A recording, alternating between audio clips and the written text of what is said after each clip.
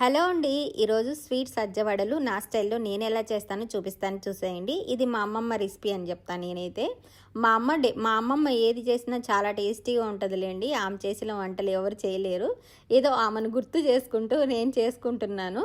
అయితే ఇక్కడ చూడండి, బెల్లంనైతే నీటిలో కరిగిస్తున్నాను.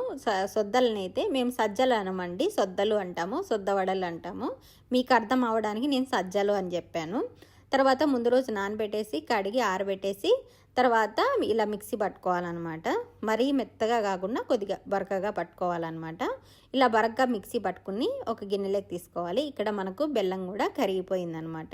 ఇందులో కొద్దిగా యాలకుల పొడి వేసేసి ఈ పిండిని అయితే ఇప్పుడు ఆ బెల్లం నీటితో కలుపుకోవాలండి. అయితే సేమ్ మన చపాతీ పిండి ఎలా కలుపుకుంటామో అలాగే కలుపుకోవాలి, కాకపోతే కొద్దిగా జారుగా కలుపుకోవాలి అంతే. అయితే ఇవి బెల్లం పానకం మిగిలిపోయిందనమాట. నా చిన్నప్పుడు స్కూల్కి వెళ్ళే రోజుల్లో మేము చదువుకునేది ఒంటిమిట్టలో అనమాట. ఒంటిమిట్ట తిరణాలు జరుగుతుంది తెలుసా, రాములు తిరణాల.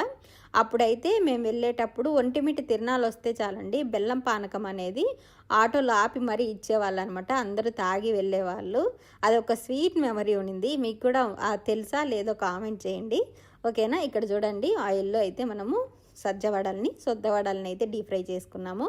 మనకు సద్ద వడలు అయితే రెడీ అయిపోయాయి. Thank you for watching. Please support. Bye.